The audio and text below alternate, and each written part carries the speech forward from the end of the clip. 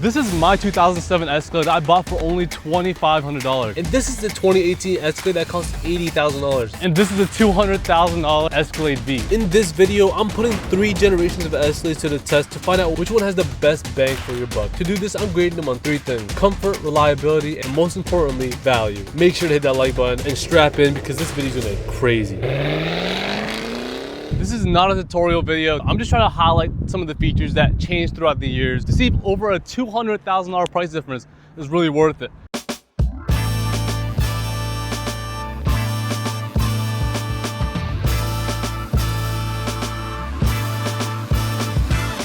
This thing costed around $60,000 when it came out. Today you can pick these up for as low as $2,500, which is insane. Don't look at the hood. I did get into a little accident and this was the replacement. So we're gonna get this whole car wrapped up in a second. This is the luxury trim. As you can tell, everything is chrome. Me personally, it may be a little too much, but this is what the Escalades are about. And with the luxury trim, this comes with 22-inch chrome rims. These tails are not original. The original ones ended right here, which look decent. I just think that these look so much better. It makes the car look a little newer, but just keep in mind, it did not look like this when it came out. Let's go ahead and take a look under the hood. This Escalade comes with a 6.2 liter V8 that pushes a little over 400 horsepower. It could be one of the biggest engines GM made at the time. It's also an LS based engine, and this is also the all-wheel drive model. Paired to the 6.2 liter V8, this thing gets off the line mad fast. I'm gonna keep it 100%. Sometimes I forget this thing weighs 6,000 pounds. It just moves so easily. Let's take a look inside. All right, I gotta say something. These are some of the most comfiest chairs I've ever sat in my life. It's so plush. This car is almost 20 years old and there's not a single rip in the leather. Now for 2007, here are some things I think made this car ahead of its time. Starting with the main screen, we have I think it's a 7-inch touchscreen, really responsive. It also turns into a rear view cam, which is really good for like towing and hitching. This car does come with backup sensors, so you're trying to back up into something, it will beep and show up on the screen that there's something there, someone there. Now, I do gotta say, I think this is one of the best interiors on the Escalade because there's buttons and there's a screen. It's like the perfect mix of like modern and like tactile buttons. Like look at it, like everything you need, everything that's important is a button.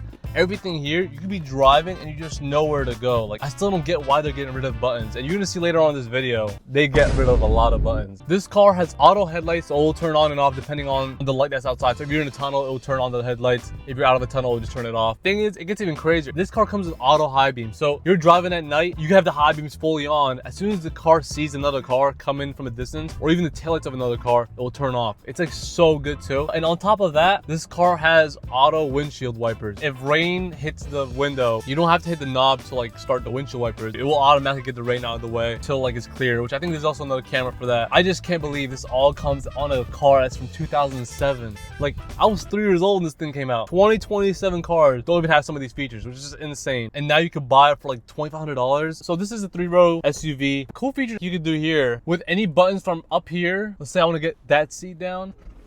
Bam. Yeah, it fully lifts it up and everything. It gives you access to the back rows. It removes that stress of having to lift something up when you were kind of rich, you know what I mean? You don't lift stuff up when you're rich. The rear seats also have their own climate control, which is really nice. Yeah, so this is the standard luxury edition, so it's gonna be the shorter end. I actually like this better because I don't need that much space. I already have 2 rows that can go down, and that's all the space I really need. But if you wanted to, you can get the ESV version. That one gives you about this much more. Every Escalade comes with these 2 options. But later on in this video, you'll really see the difference. In the back, you have a power lift gate.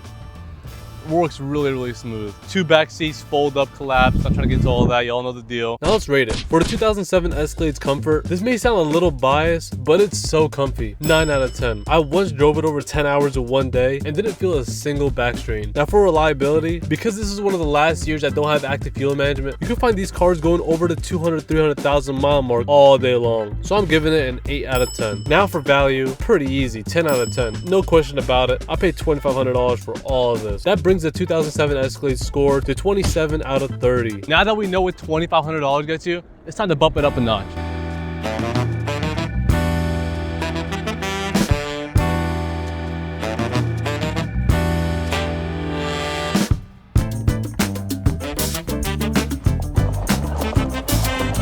Next on our list is this 2018 Cadillac Escalade with the MSRP of around $75,000 to $80,000.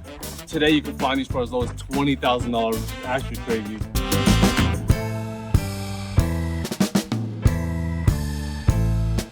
We are now in the middle of a week-long road trip around the entire state of Colorado, and there's no better car to do it in than an Escalade. But I do gotta say, the new design on this Escalade from the last generation to this one is a big step up. Quick disclaimer, this is the ESV model. They hold a lot more cargo.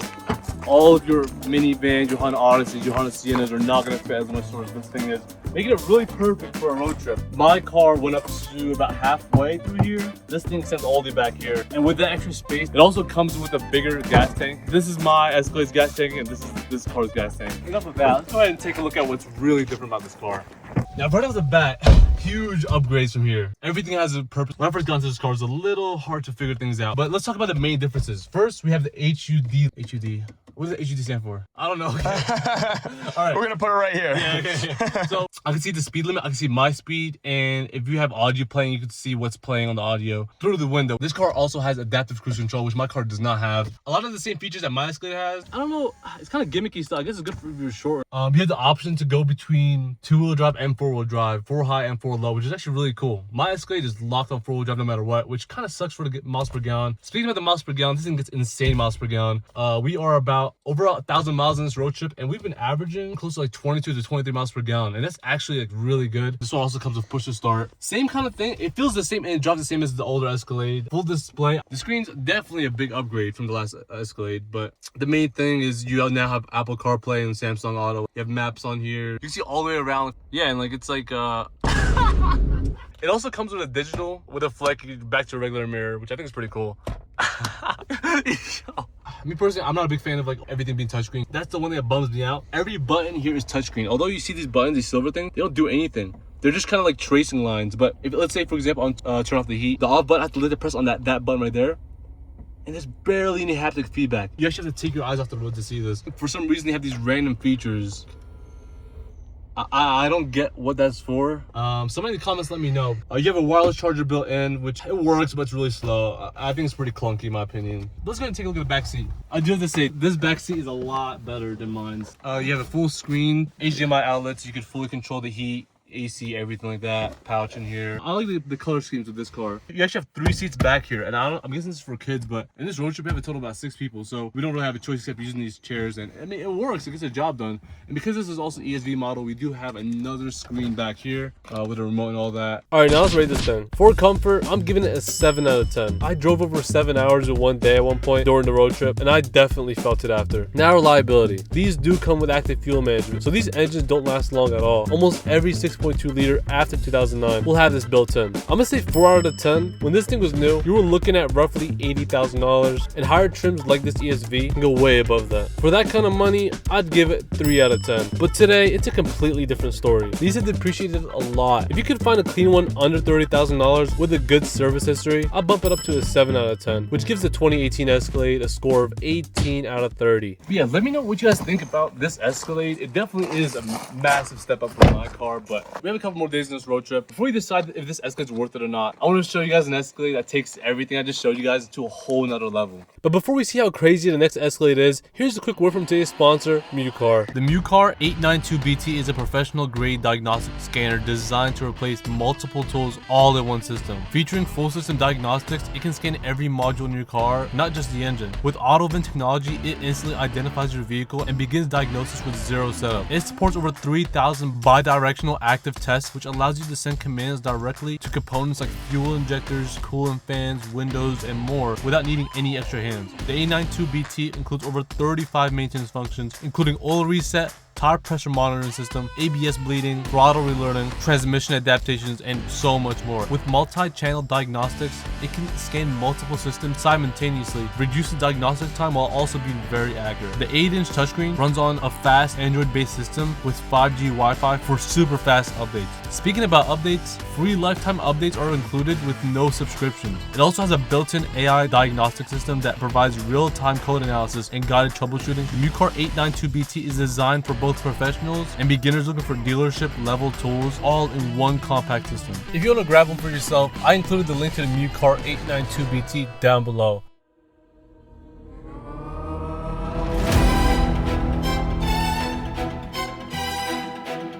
All the Escalades today are going for over $100,000, but today we have ourselves a $200,000 Escalade V.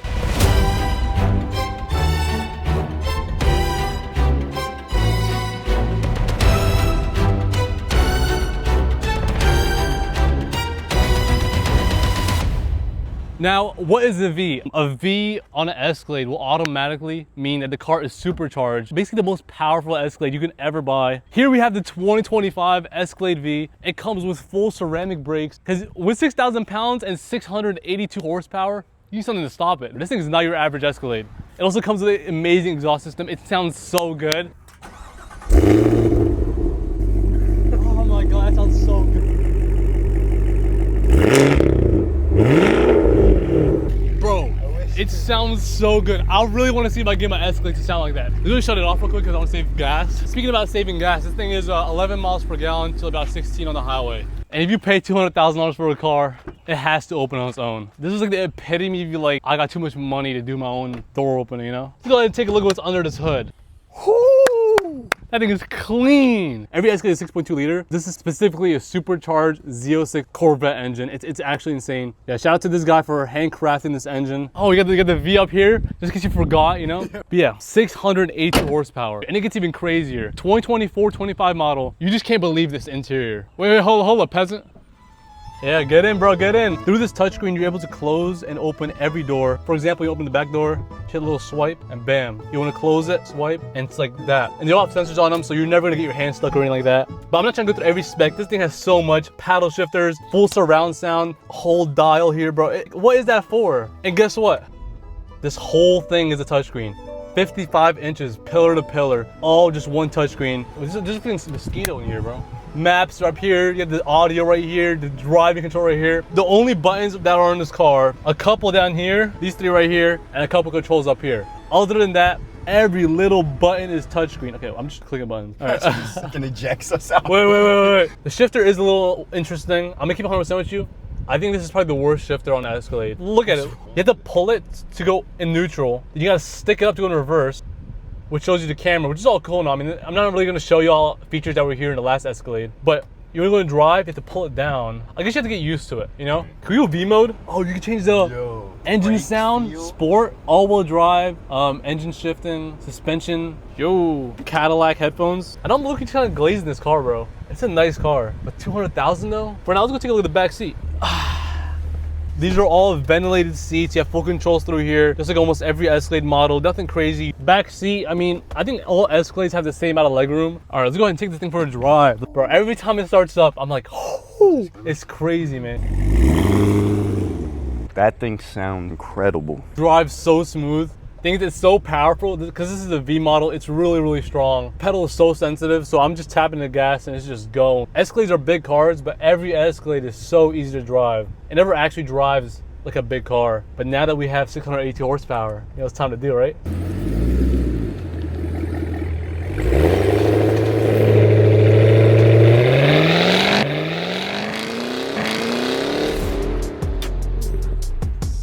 Bro, you saw that thing? Look at the camera. Ooh. 0 to 60 in 4 seconds. If I held it for a millisecond more, we're probably going 60 through that freaking garage. And here's my rating for being with the car for only 2 hours. Comfort, 10 out of 10. There's really no debate. This thing literally has massaging seats. And with all the features built in like Super Cruise, it's basically a private jet on wheels. Now, reliability. It's obviously way too new for us to know what these would look like at the 200,000 mile mark, but based on the Corvette Z06 engine, it definitely has a good reputation. Now for the V specifically, I'm giving it an 8 out of 10, which leaves us with the most controversial category, value. Because this thing costs around $200,000, I'm giving it a 9 out of 10. Hear me out. When you're shopping for an SUV this crazy, the competition completely changes. This isn't just GM versus Ford anymore. Now you're looking at high-end BMWs, Range Rovers, AMG Mercedes. For example, this Rolls-Royce Cullinan, $600,000. Now watch this.